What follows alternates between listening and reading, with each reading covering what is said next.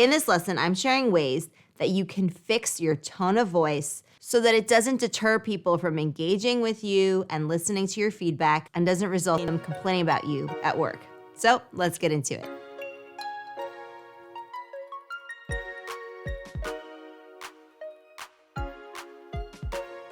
All right, so we have an Explearner who wrote to us, and here's what they have to say. Much of my work is urgent, high stakes, and done in teams with people who are not as senior/experienced. I have repeatedly been told that when I give instructions or provide feedback, people walk away feeling judged, mistrusted, and that their competency has been questioned. I know this is due to how I am relaying the message, tone, facial expression, etc.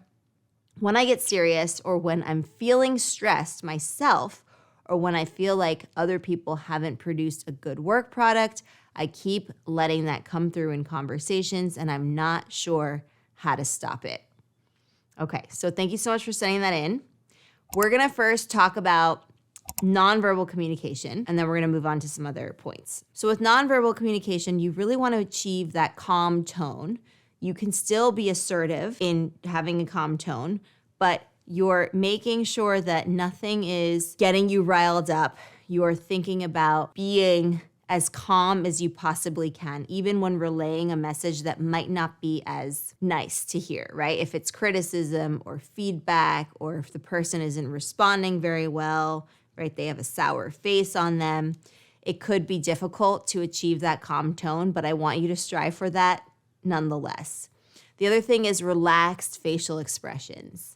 The best thing, especially with having tough conversations or in stressful work environments, is to have a soft, genuine smile on your face and relax the tension in your muscles, right? A lot of us carry tension in our jaws, we carry tension in our brow line, we carry tension in our eye crease area. So if you can do some face yoga ahead of time, ahead of this conversation, or if you can just sort of stretch out your face in private, then that will go a long way. And if not, then just sort of think about something that relaxes you, have a soft expression on your face, and have that nice but soft, genuine smile. That helps a lot.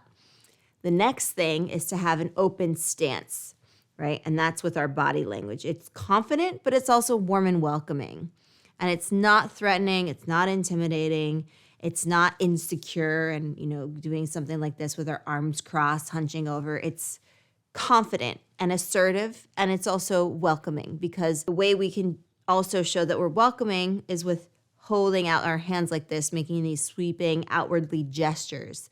Not too much, of course, in moderation, but adding them a little bit to help articulate and emphasize your points as you are communicating. Right, so this type of nonverbal communication will put both you and the other person at ease. That's very important, because especially in difficult conversations or when you're providing criticism or feedback, something like that, you don't want to come off as aggressive or have this sort of dominating presence, right? A foreboding presence. We don't want anything like that.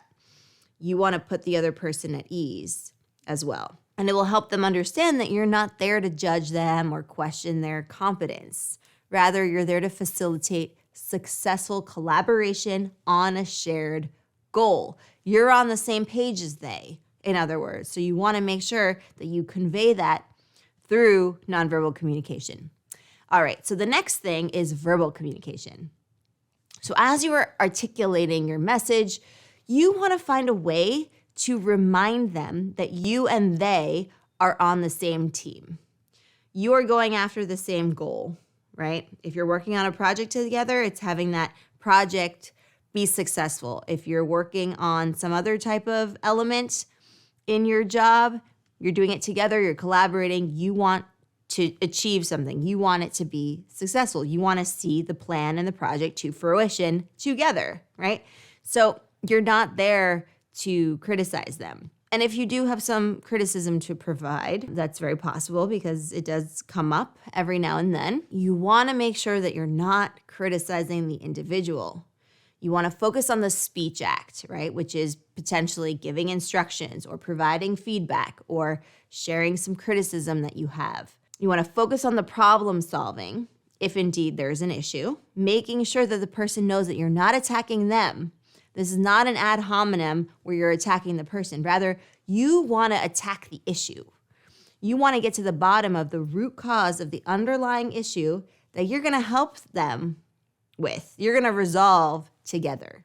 So that's a very important distinction to make. You're not attacking the person, you're attacking the problem. And this could have been anyone. If you had made that mistake, if someone else had made that mistake, you would be attacking the problem just the same. Okay. And lastly, the mental reminder. You're not the boss of anyone but you. Even if you are in a supervisor role or a CEO of something or a leader, right? You can only control yourself and your actions.